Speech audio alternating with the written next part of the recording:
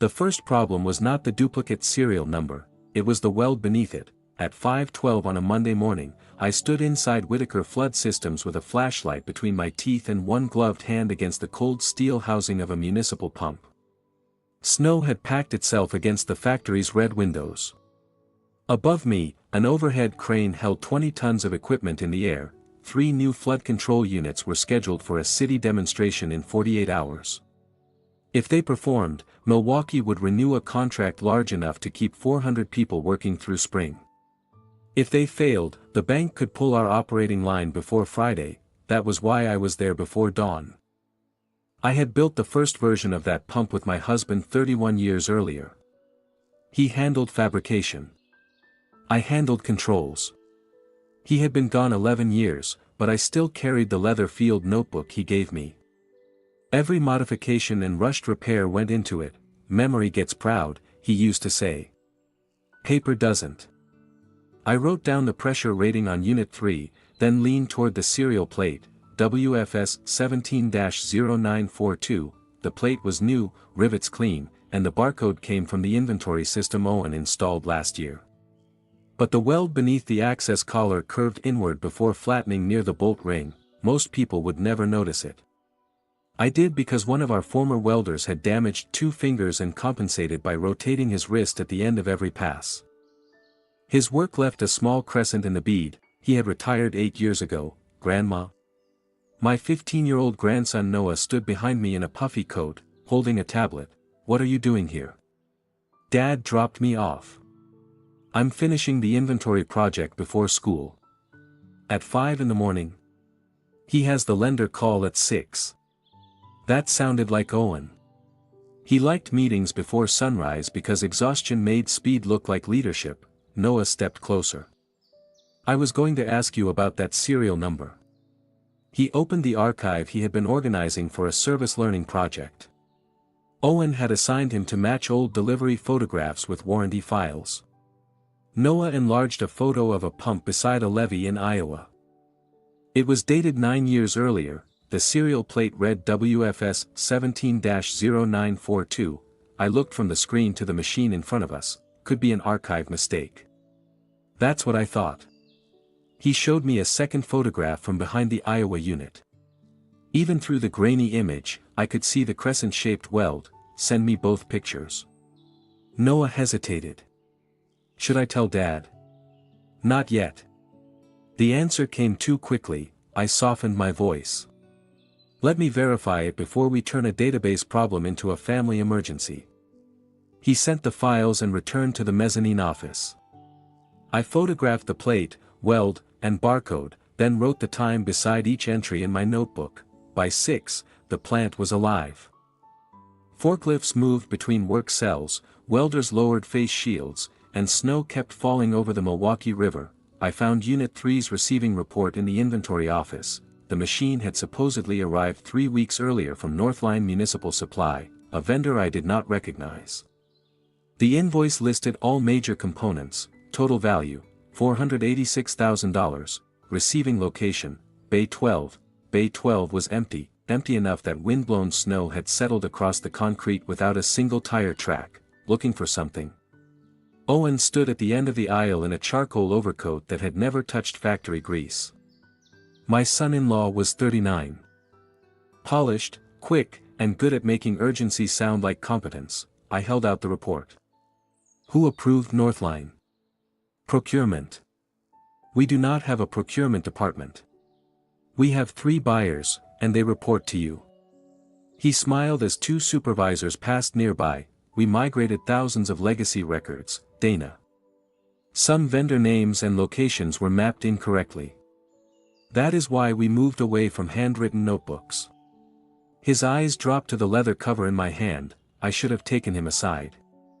Instead, I corrected him where everyone could hear. A software migration does not put a 9-year-old serial number on a new machine.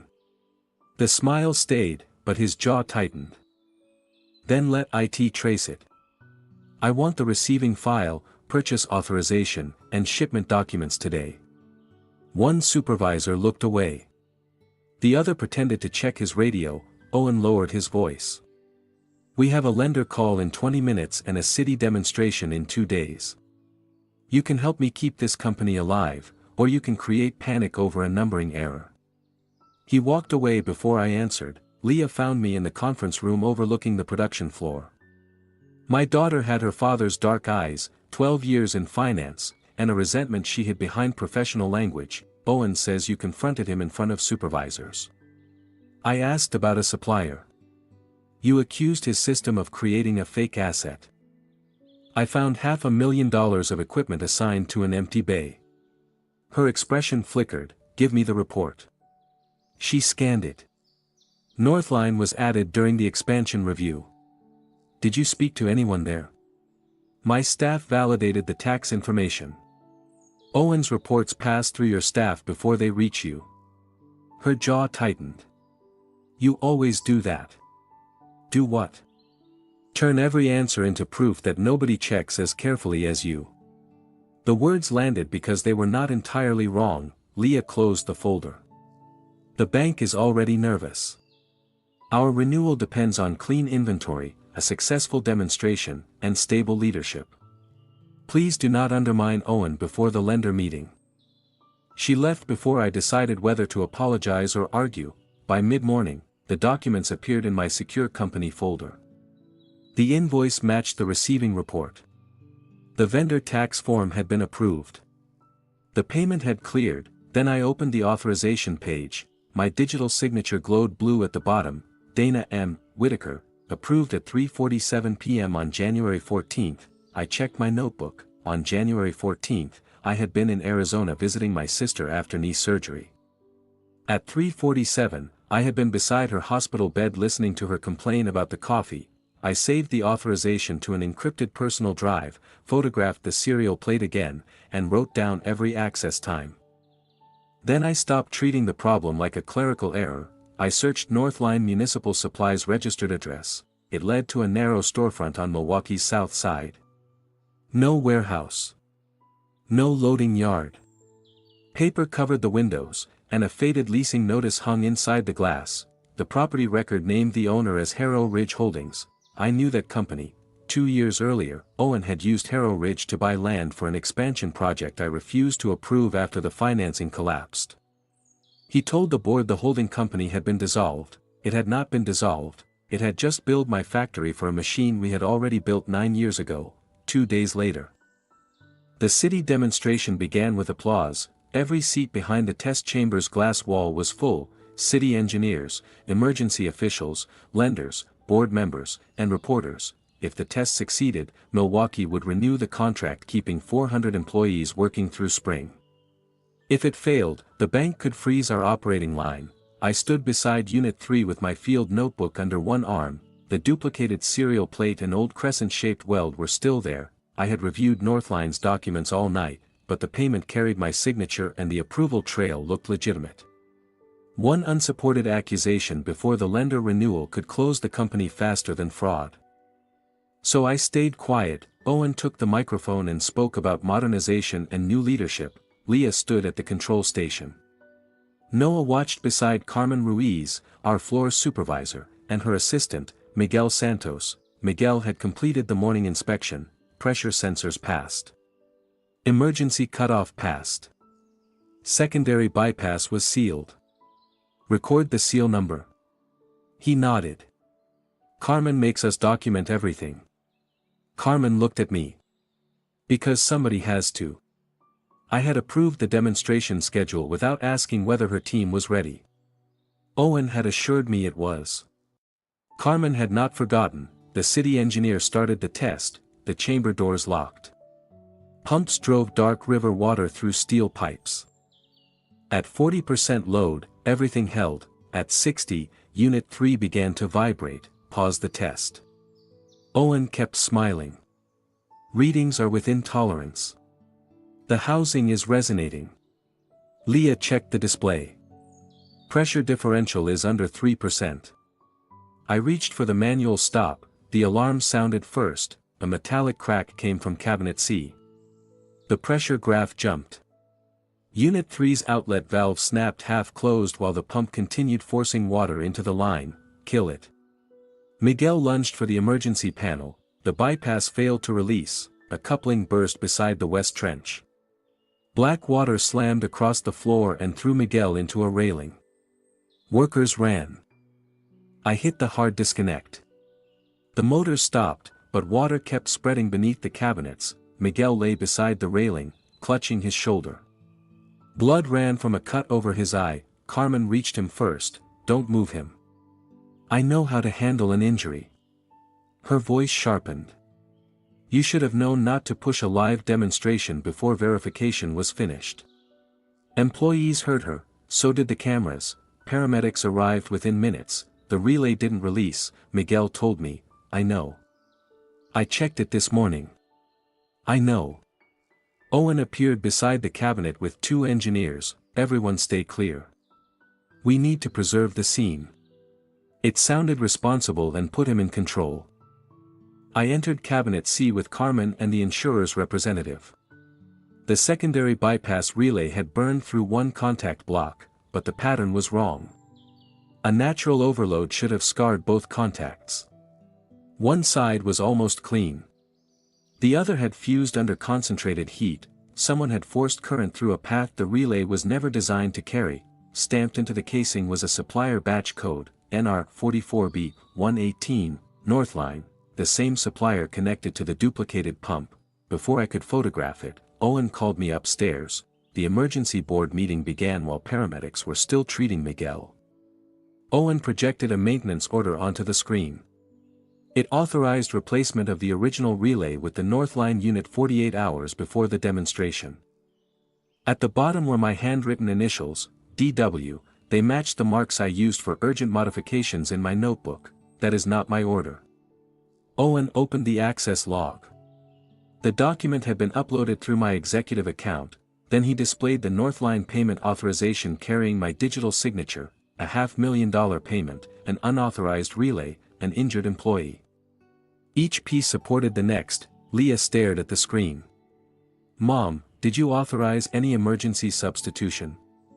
No, did anyone have access to your notebook? Half the engineering staff has seen my initials. Owen folded his hands. That is not an answer. I turned toward him. You knew about the duplicate serial number. You knew Northline belonged to Harrow Ridge. Now its relay fails during the most important test we have faced in years. The room went silent. I had said too much, too quickly. Owen lowered his voice. This is why I asked the board to separate the founder's legacy from daily operations. He did not call me dishonest, he made me sound unstable. Priya Desai from the bank appeared on the screen. Until the insurer determines the cause, further draws on the operating line are frozen. Leah went pale. Payroll is Thursday. Existing cash may be used. No additional borrowing. Owen proposed an emergency resolution removing me as CEO pending an independent investigation. He would become interim chief executive. Leah would retain finance authority under board oversight. When her vote came, Leah closed her eyes. Yes.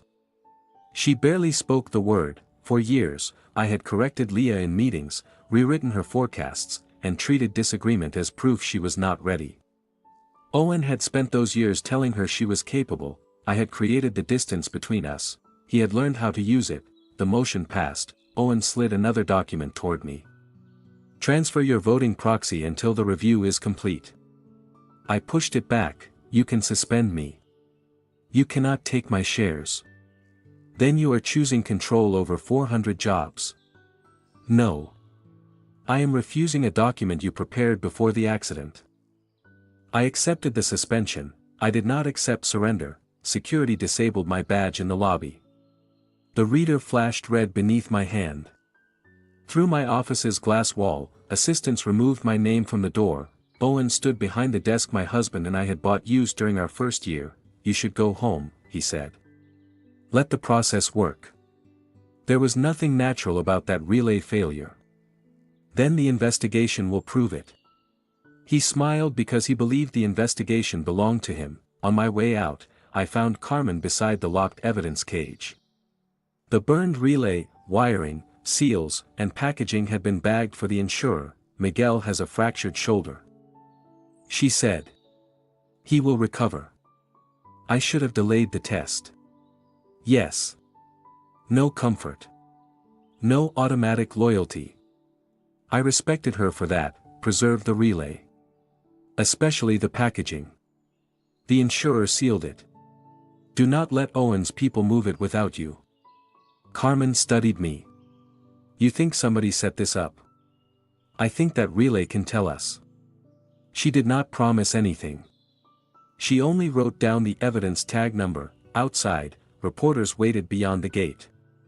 By evening, the story described an aging founder tied to suspicious vendor payments and an unsafe equipment substitution. By night, the board approved a rapid sale process before the frozen credit line became a shutdown, just after midnight. My phone rang. Carmen's voice was low. Someone used an executive override to enter the evidence cage at 11:42. I sat upright. Is the relay still there? There is a relay in the bag. That was not my question. A pause. The batch code is gone. The burned contact is gone. Somebody replaced it with a clean unit and resealed the package. The first physical evidence against Owen had survived less than 12 hours inside the company he now controlled. The first physical evidence against Owen had survived less than 12 hours inside the company he now controlled. By sunrise, his lawyers had made sure I controlled almost nothing. My network access was terminated. My company phone was remotely wiped. A courier delivered instructions not to contact employees about the investigation or enter the factory without written approval.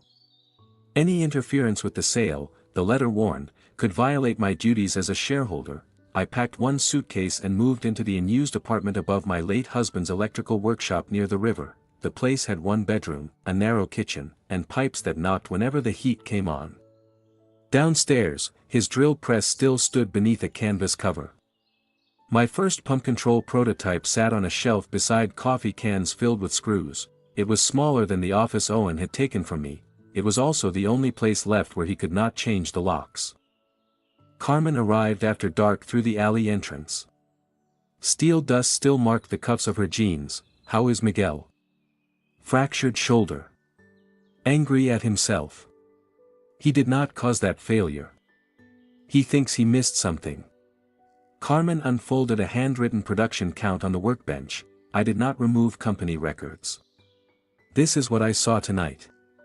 The plant claimed 28 completed pump assemblies had been produced during the previous 4 months. Carmen and the veteran crews could account for 11. Could the rest be stored off-site? Not without somebody loading them. A pump is not a box of pens. Each unit required crane time, pressure testing, paint inspection, serial stamping, and oversized freight. 17 missing assemblies could not leave without noise, tracks, and witnesses. Did Owen announce retention bonuses? 10,000 for supervisors. 5 for hourly employees who stay through closing. And if the sale fails? No bonus. Owen had turned survival into a vote against me. A small radio on the shelf carried a local call-in show. A machinist I recognized was speaking. Her husband built that place with us. Now she is tearing it apart because she cannot stand losing control. I switched it off. Carmen watched me. People believe that. They have reasons. What are you trying to save, Dana? Your name, your shares. Or our jobs? All 3. That is not an answer. I looked at her count, the jobs first. Payroll and pensions before my ownership. If stopping the sale closes the plant, then I need another way to keep it open before I stop anything. Carmen folded her arms. I will tell you what workers personally saw. I will not steal records, break into systems, or ask anyone to risk a pension for your revenge. Good. And if this becomes a fight to put you back behind that desk, I am done.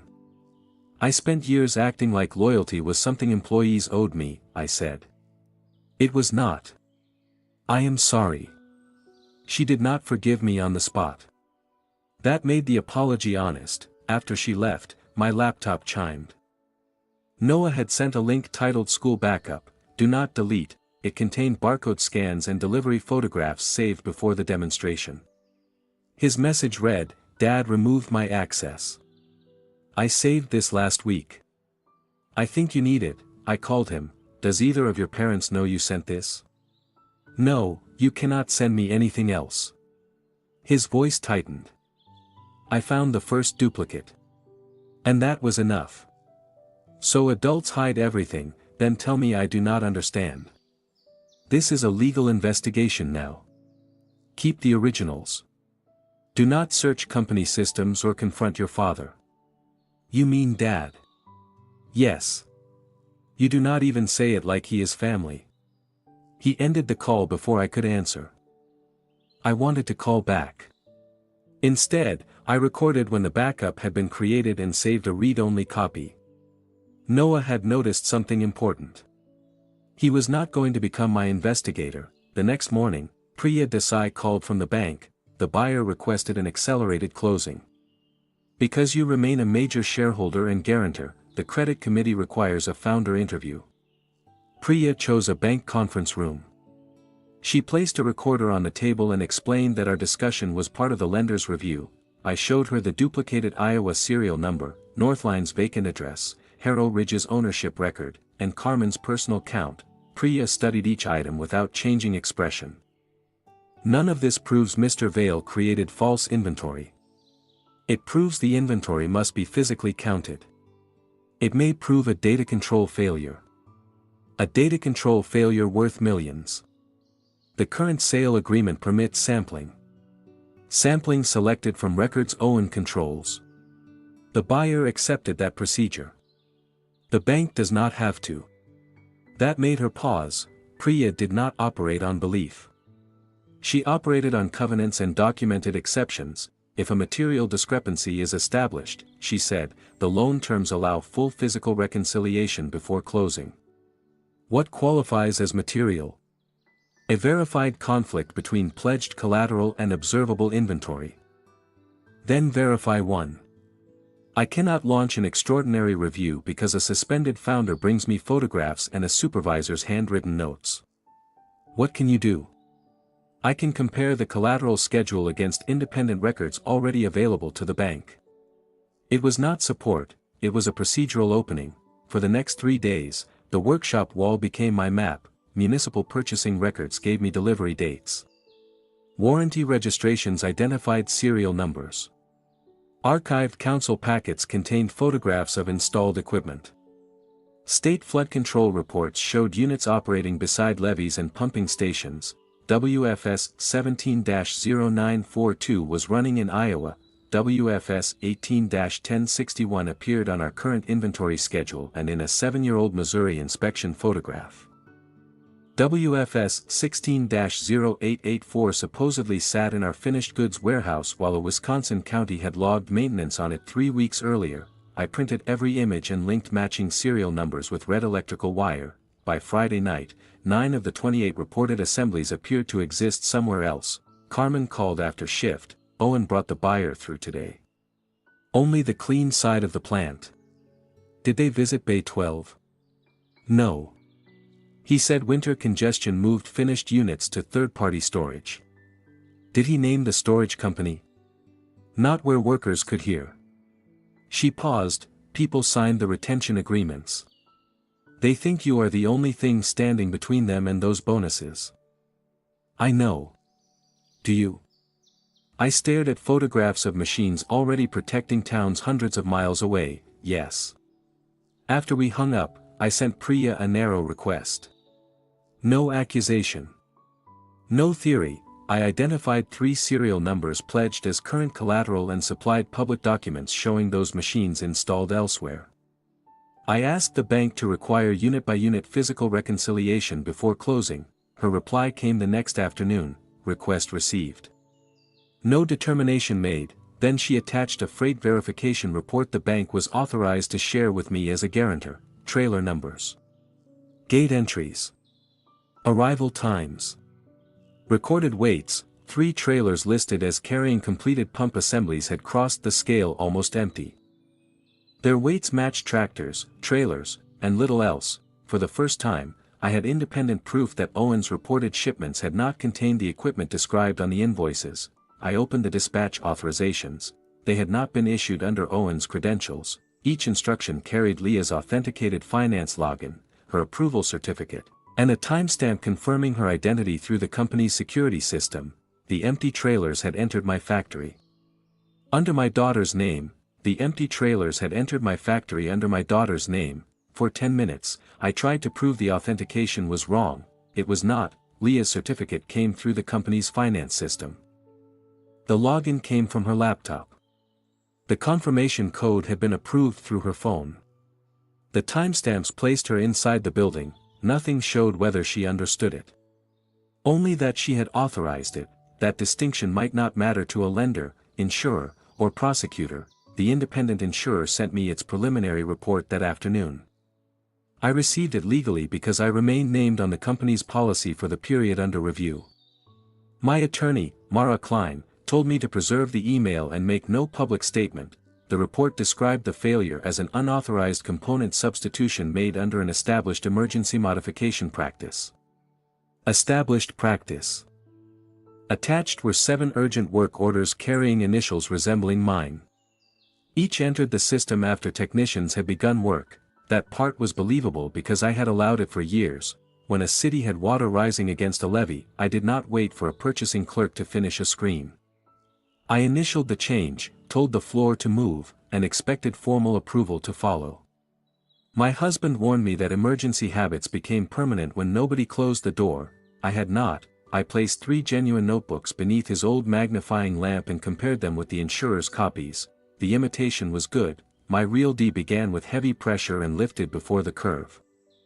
The forged one copied the shape with an even stroke, like someone tracing a photograph instead of writing from habit. Then I noticed the placement. My genuine initials touched the description box's left edge because I wrote them before the final wording. The questionable initials sat neatly beneath completed descriptions. The documents had been built backward. The insurer saw only my initials, my informal system, and a trail matching the way I had run the company. Owen had not invented a weakness. He had studied one I gave him. Mara arrived before sunset with the bridge loan file Priya had released through the bank's guarantor review. Leah's signed certification stated that all pledged inventory existed at the plant or moved under. Verified freight documents. Did Leah sign this personally? Yes. The bank used direct identity verification. My stomach tightened. Mara showed me an attached email. Owen had told Leah 17 assemblies were in temporary transit staging because of winter congestion. He promised freight confirmations would follow, so he lied to her. Possibly. But she signed before seeing the confirmations. She trusted her husband. She was the finance director. Investigators will ask why trust replaced verification. Then we give them the empty trailers, duplicated serials, and fake suppliers. If you expose everything today, the facts do not separate cleanly. Your approvals appear on purchases. Leah certified the collateral. Owen can say he relied on both of you. He created the scheme. We still have to prove intent. Until then, a public accusation could make your daughter look like a willing participant. Leah had voted to remove me and refused every call since the freight report arrived. She was still my daughter. How long do we have? The buyer moved closing forward by 5 days. Owen says cash will not support another payroll cycle. That might have been true. If the sale collapsed without replacement financing, workers and retirees could pay for Owen's crimes first. A car stopped in the alley. Owen entered carrying a leather portfolio. His eyes moved across the serial number photographs and red wires on the workshop wall. You always did like turning every problem into something only you could solve. He placed a settlement package on my husband's workbench. It offered retirement, lifetime monthly payments, health coverage, and protection of my remaining assets. The final pages required me to resign from the board, support the sale, accept responsibility for weak approval controls, and sign a permanent non-disclosure agreement. A cashier's check rested behind the signature page. You want me to confess? I want you to acknowledge that your practices created the conditions for this. You forged my initials. I am offering a way to leave without dragging Leah, Noah, and 400 employees through a collapse. You used Leah's credentials on empty shipments. She signed the bridge certification. After you told her the equipment was in transit. She wanted authority. Authority includes consequences. You blocked the Kansas City plant, he said. You killed the service acquisition. Every time I brought a growth plan, you called it reckless before Leah finished presenting it. The numbers did not work. Some did. Not the ones you funded through Harrow Ridge. His jaw tightened. That expansion failed because you froze it halfway through. Millions were already committed, then you humiliated me before the board and refused the final capital. You hid the exposure. Because you had already decided what I was, an outsider with expensive ideas. He leaned closer. You were never going to let Leah lead. You gave her a title, then rewrote her forecasts and corrected her in front of her staff. You made every success come back to you. Part of it was true. I had blocked Owen when his numbers were dangerous and Leah whenever her judgment differed from mine. Sometimes I was protecting the company. Sometimes I was protecting the last place where my husband and I still existed together. Owen had mistaken my control for permission to steal, but I had given his resentment somewhere to grow. The sale preserves the plant, he said. The buyer keeps the workforce. The bank gets paid. Leah gets a future that is not spent waiting for you to decide she is ready. And you escape your losses. I survive them. At everyone else's expense. At less expense than the truth will cost. He pushed the check toward me. If you interfere, I will give investigators every certification Leah signed. Finance approved the collateral, freight movements, and bridge loan. You can clear your name, Dana. But you may do it by putting your daughter beside me. Then I understood the full design. Owen had not merely used Leah to support the frame, he had placed her between us as insurance. I picked up the settlement pen. The payments could support me for life. The sale might keep the plant open, and signing might delay questions about Leah. My fingers touched shallow cuts in the workbench. 4 feet, 4 feet, 3 inches, 4 feet, 7. My husband had measured Leah there every birthday until she was 11. Beside the highest mark, she had drawn a crooked crown and written future boss. I set the pen down. Owen mistook it for hesitation. You do not have to like me. You only have to stop. I will not sign. His face hardened. Then whatever happens to Leah is your choice. No. What you did to her was yours. I slid the agreement back, but I am not giving you the public fight you came here to provoke. I had spent days trying to prove I was innocent. That was no longer enough. If I exposed the scheme before separating Leah's negligence from Owen's intent, he would pull her into the same fire. My objective changed. I had to prove who designed the fraud, who benefited, and who signed because she had been deceived. Owen collected the papers. You think time helps you? I think you are afraid of it. He left with the check. I called Mara and told her not to release the freight report. Then I asked Priya in writing to preserve vendor creation logs, original access records, and every communication supporting Leah's certification. After midnight, Priya forwarded the revised buyer schedule. The final inspection had moved from Friday to Sunday, 5 days earlier than planned. The buyer's team would arrive at 6 in the morning. Only management and a reduced maintenance crew were listed. Owen had excluded union production workers by classifying the visit as a confidential financial review. Then I checked technical attendance. Ruth Calder, the senior controls engineer who helped design the original safety bypass, was not invited. She had approved family leave and would be 2 states away. Owen had chosen the one morning when most people who knew what the factory had actually built would be outside its gates, and the one engineer besides me who could identify the altered safety system would be gone. That Sunday schedule gave us 3 days to build a case Owen could not dismiss as my suspicion. Priya moved first. The bank had identified a material conflict between pledged collateral and public warranty records. Under the loan agreement, that gave the lender the right to inspect inventory before closing. Priya notified Owen that a limited collateral review would begin Thursday morning. She did not accuse him of fraud or mention me.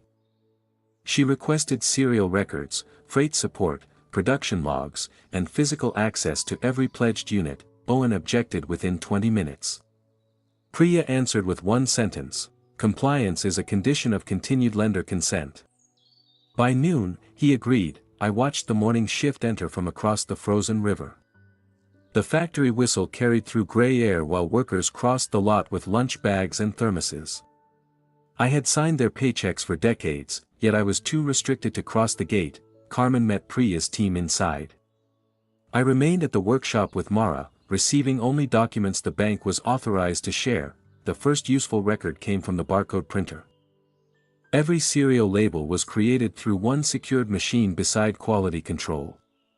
Owen's team had erased the visible job list, but the manufacturer's service archive preserved badge numbers, times, sizes, and print counts. 17 replacement labels had been printed after midnight over 4 weekends. The badge belonged to Owen. The labels matched serial numbers listed as new inventory. Priya sent inspection photographs. On 3 assemblies, replacement plates sat over fresh paint. Carmen heated one edge while the lender's examiner watched. The adhesive softened, revealing older plates ground nearly smooth. One machine still carried a trace of the crescent weld beneath the new finish. Owen called the plates cosmetic replacements. Then Priya produced the printer log. He stopped answering questions and requested counsel. A supplier outside Racine confirmed that its invoice, entered in our system as completed identification assemblies, actually covered blank steel plates, adhesive backing, and engraving film. No pumps. No control cabinets. Just materials for making old equipment look new. The freight company supplied certified scale records. One invoice claimed a 21,000-pound assembly.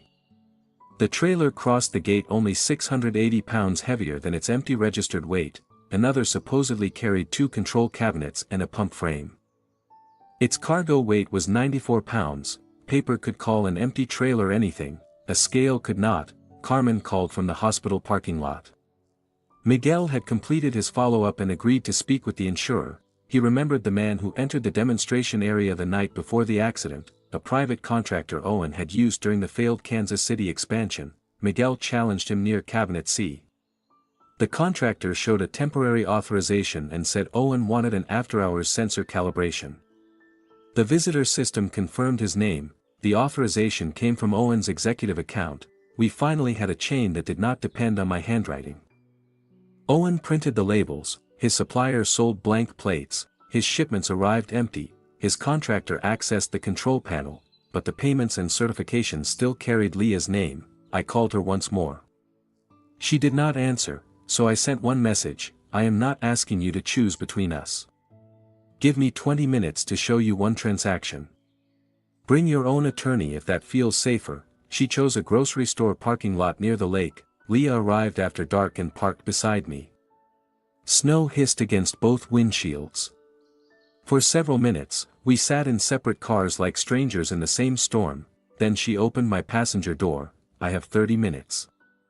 I placed one transaction file between us.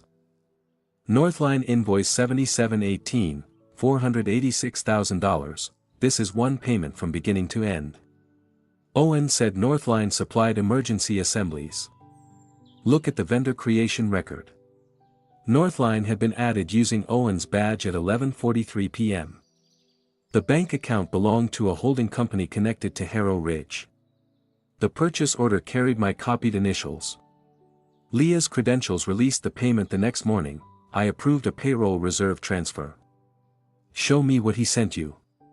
She opened an old message thread. Owen had warned that payroll would fail unless she approved an emergency transfer before 9. He said the ERP migration had assigned the wrong vendor category and instructed her to read him the confirmation code while he fixed the routing. She had done it. The system recorded her authentication, not what appeared on her screen. He said 400 families would miss their checks.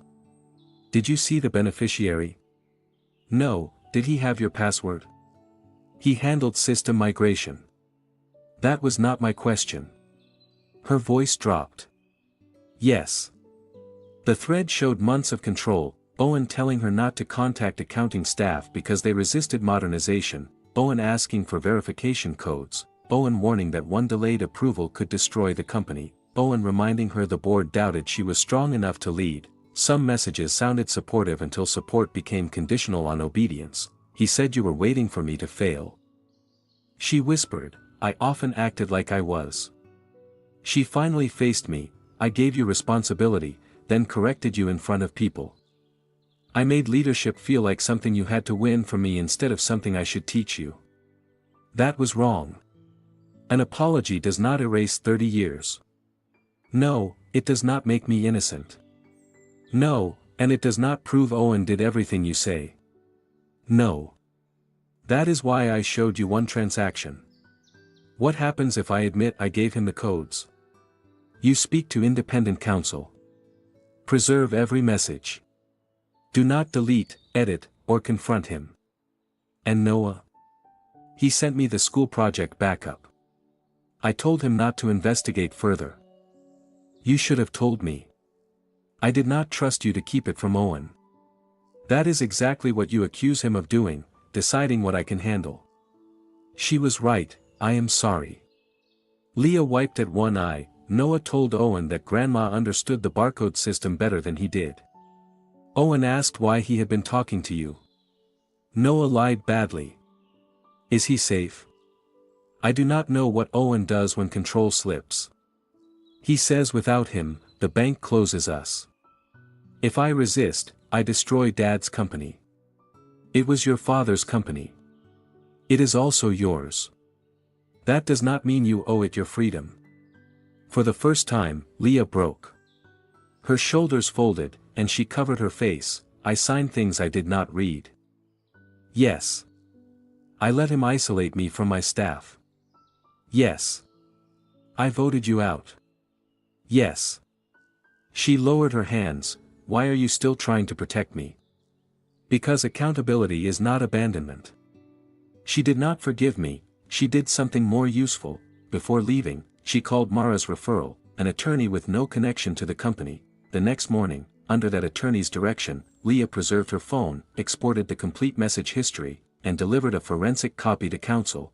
Then she revoked Owen's saved access to her finance credentials. She changed the recovery email and authentication device. Through counsel, she notified the bank that no future certification using her identity was valid unless she appeared in person. Owen discovered the missing printer logs before lunch. He questioned quality control workers one at a time. Carmen called from a stairwell. He knows someone inside preserved them. Do not take anything else. The original relay mounting bracket is still in maintenance storage. It has the contractor's tool marks. If preserving it violates policy, it is scheduled for disposal. I placed a written safety hold on it under union procedure. That could cost her job, payroll and pensions, she reminded me. That is still the deal. By evening, Owen had called Leah 6 times. She answered the 7th while her attorney listened. Leah said the bank required personal verification and that she was cooperating to protect the sale. She did not accuse him or mention the messages. Owen accepted the explanation because it still sounded like fear. We let him. The night before closing, he scheduled a mandatory video meeting for senior management. Owen appeared calm again. Behind him, the conference room had been arranged for the buyer. Inventory certificates sat in blue folders at every seat. He announced that Sunday's inspection would proceed with a reduced team to protect confidentiality. Then he smiled at Leah. As finance director, you will personally certify each pledged unit in front of the buyer and lender. Your signature will remove any final uncertainty. Leah's face did not change. Owen believed he had found the safest person to place between himself and prison. He did not know she had already taken his hands off her name. He did not know she had already taken his hands off her name. At 5:48 Sunday morning, the plant looked like a courtroom built around machines. The private equity buyer arrived with attorneys. Board members followed. Priya brought lender representatives. The insurer sent an investigator. An independent inventory firm rolled in scanners and tamper seals. Carmen stood with union observers near the loading bay while snow blew through the open doors. Owen greeted everyone as if the sale were complete. Leah's inventory certification rested on the signing table. Sign before the walkthrough, Owen told her. They can attach confirmation afterward. Leah read the first paragraph. it says I personally verified every pledged unit. You are certifying the records. That is not what it says. His smile remained, but his voice lowered. Do not create uncertainty in front of the buyer. Priya entered. The bank has invoked the full collateral reconciliation clause. On what basis? Verified conflicts between pledged serial numbers and independent warranty records. Lender consent is suspended pending unit-by-unit verification. A buyer's attorney stopped opening his folder. This is Dana's interference, Owen said. This is a contractual review, Priya replied. The front doors opened behind her. I entered with Mara and counsel for the proposed employee ownership trust. My access came through shareholder inspection rights and the bank's written invitation. I had no badge, title, or authority over one employee. For the first time in 31 years, I entered my own factory as a visitor. Owen stepped toward me. You are under a board restriction. I am here as a shareholder representative. The lender invited her, Priya said. The inspection proceeds. Workers had been ordered home, but employees gathered across the street, watching through the snow. Every pledged assembly had to be located, photographed, and matched against manufacturing, warranty, and freight records. Owen tried to start with the 11 units Carmen's crews could verify. Priya stopped him. We follow the collateral schedule in order. The first scanner accepted Unit 1, Unit 2 passed, Unit 3 produced a red rejection tone. The examiner scanned it again. The serial belonged to a pump registered in Iowa. Owen blamed a database migration error. Unit 5 matched equipment operating in Missouri. Unit 7 matched a Wisconsin county's maintenance record. By the 10th assembly, rejection tones were the loudest sound in the plant. Polished plates identified machines already installed hundreds of miles away. The buyer's operations director crouched beside Unit 9. This plate is newer than the paint beneath it. Carmen requested permission to remove it. The examiner photographed it before breaking the seal. Underneath was a ground metal surface and the outline of an older serial stamp. Owen pointed at Carmen. Dana recruited employees to alter these machines. I have not taken orders from Dana since the board suspended her, Carmen said. You preserved logs without authority. I preserved safety evidence under union procedure. After she told you to. After your contractor entered a control cabinet before a worker was injured. Owen called it sabotage. Priya moved to the next items. The schedule listed 6 completed assemblies inside sealed crates with certified finished equipment weights. The first crate sounded solid. The examiner removed the band and raised the lid. Scrap steel, broken shafts, and counterweights filled the bottom. No pump. The second crate contained more scrap. The third held concrete blocks beneath protective wrap. Scale records showed the pattern. Trailers entered almost empty. Scrap was loaded, crates sealed, and paperwork turned worthless weight into pledged machinery. The buyer's chief executive faced Owen. How much of our purchase price is assigned to this inventory? Priya read the figure, $12.8 million. The phantom inventory Owen created to force the sale had become the reason the buyer could not close. Owen pointed at Leah. She certified the collateral. Finance approved every shipment. Every face turned toward my daughter. I wanted to step between her and the accusation. I did not. Leah had agreed to tell the truth, not be declared innocent by her mother. She placed her phone and signed statement on the inspection table. I approved transfers and signed the bridge loan certification without completing the required verification. Owen stared at her. What are you doing? Accepting what I did. You controlled the credentials. You controlled the migration account, my recovery email, and the device receiving most codes. Leah opened the preserved message archive. She showed the Northline transaction, Owen's payroll emergency. His demand for the authentication code, and his order not to contact accounting. Then came months of pressure. If you stop this transfer, 400 families miss payroll. If the bank learns about the expansion loss, the company dies and everyone will know you caused it. Your mother is waiting for proof you cannot lead. Owen's calm disappeared. Private conversations are being taken out of context. Leah's voice shook, but she kept speaking. You used my fear of failing to make me authorize things I did not understand. I let you. That belongs to me. The false vendors and empty shipments belong to you. He turned to the buyer. she is coordinating with Dana to save herself. Mara answered, Mrs. Vale is separately represented. Her materials were preserved under counsel and supplied through authorized review. Owen looked at me, you turned my wife against me. No. You made her your shield. She stopped standing there. The insurer requested the demonstration evidence. Carmen produced the preserved relay bracket, visitor log, contractor authorization, and maintenance access record. Miguel joined by video and identified Owen's contractor as the man he saw entering cabinet C before the failure. The authorization originated from Owen's executive account. Owen claimed it covered sensor calibration. Ruth Calder appeared by secure video. Mara had contacted her after learning Owen scheduled the inspection during her leave. Ruth studied the bracket, wiring photographs, and control history. The bypass cannot enter that failure mode through calibration, she said. It requires a protected executive override and a manual maintenance bridge. Could Dana's handwritten approval authorize it? The insurer asked, no. The override is digital. 4 executives had active codes. Priya supplied the access record. 3 codes had not been used that night, the 4th belonged to Owen. The loading bay went silent except for wind against the doors. Owen stepped toward the evidence table. The insurer blocked him. Do not touch anything. This proves an account was used, not who used it.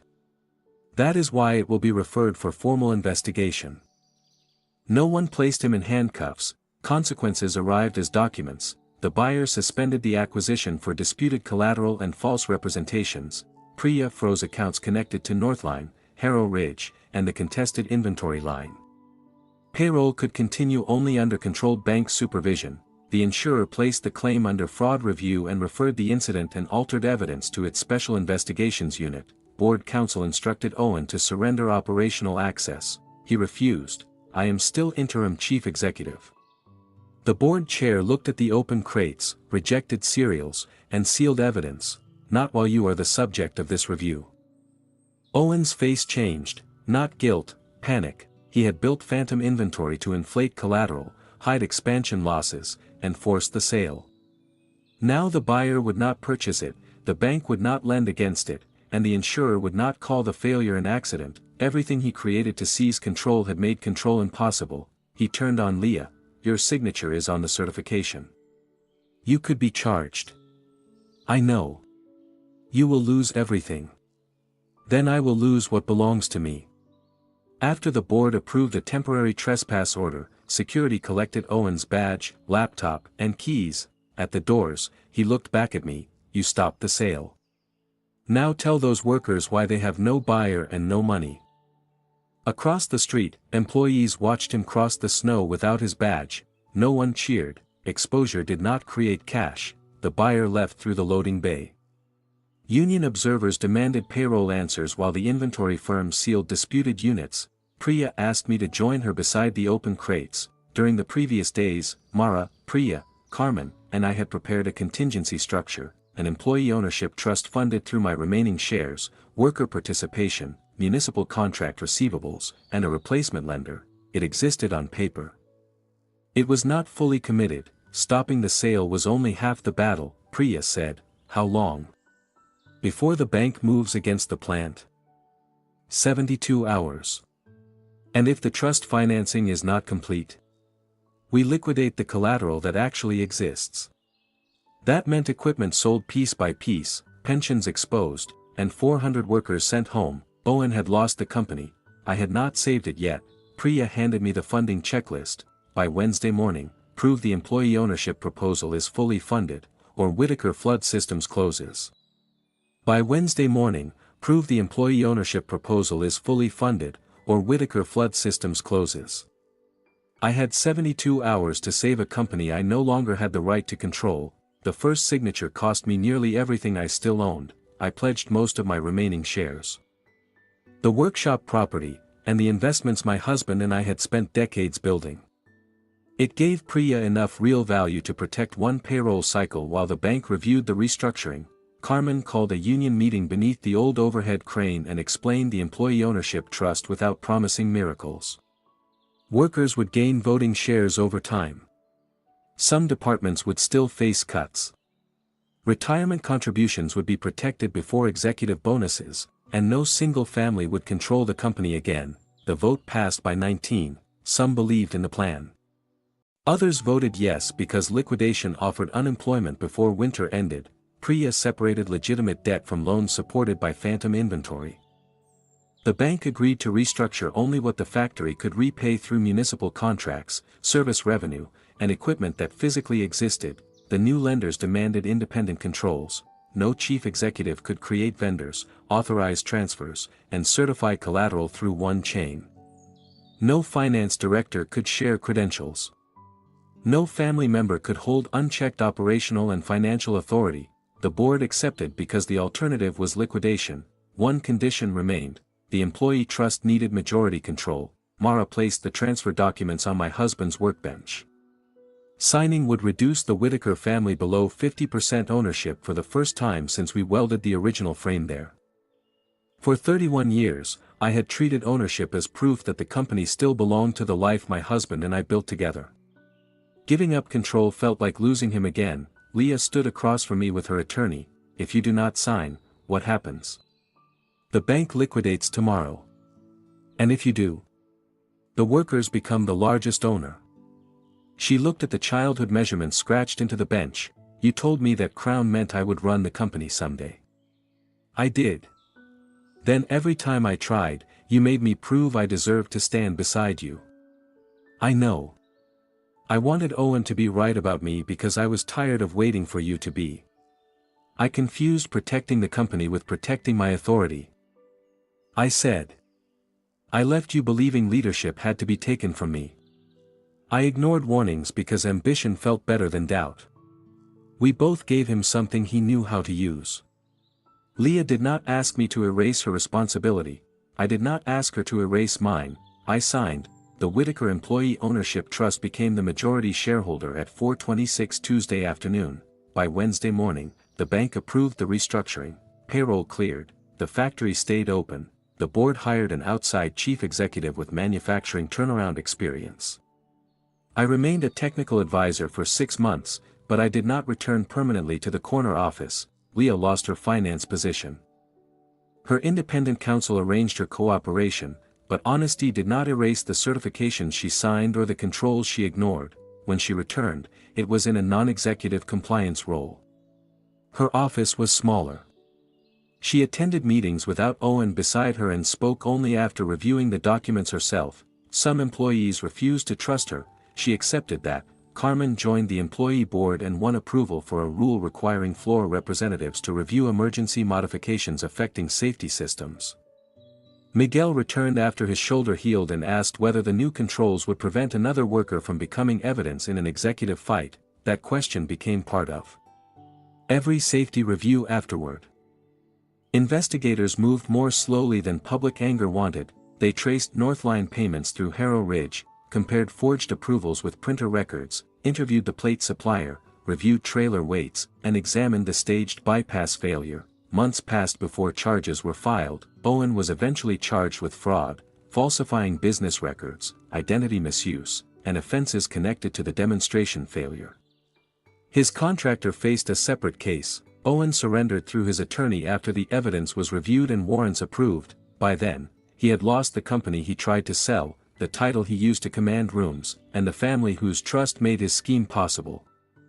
He also lost control of the story. Reporters asked me for interviews. I declined. 400 employees had nearly lost their jobs. Miguel had been injured. Leah had helped authorize false transactions. Turning that into my personal victory would have repeated the mistake that started everything, placing one person at the center of work built by many. 6 months after the failed closing, the repaired demonstration pump returned to service beside the river. Ruth supervised the controls test.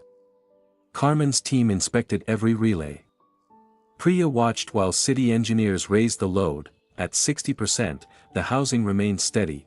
At 80%, the bypass responded correctly. At full pressure, the pump drove water through the test line without an alarm. No applause came until the shutdown was complete. Then the room finally breathed. Noah kept one repaired cereal plate on his desk. He had cleaned the adhesive but left the scratches visible. He returned to school, basketball practice, and complaining about homework. Leah and I did not repair 30 years in one conversation. We rebuilt through weekly breakfasts, compliance meetings where I waited for her to finish speaking, and apologies followed by changed behavior. Some weeks we moved forward, some weeks we did not. One cold morning, I drove to the factory before dawn with a scraper and black paint. My old executive parking space still carried my name. I removed it myself. Inside the employee boardroom, I placed my leather-filled notebook at the center of the table. The first pages held sketches my husband and I made before we could afford drafting paper. The later pages carried the rushed initials Owen had learned to copy. The notebook had preserved our best ideas and exposed our worst habits. It belonged where everyone could learn from both. I closed the cover and left it there. Before sunrise, I crossed the river and stopped near the workshop. One by one, the factory lights came on, the welding bays first, then machining, then assembly. No office light controlled the others. No family name owned the work happening beneath them.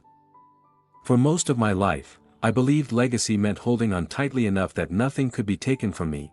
I had been wrong. A legacy was not something one person possessed, it was something that kept working after that person finally let go.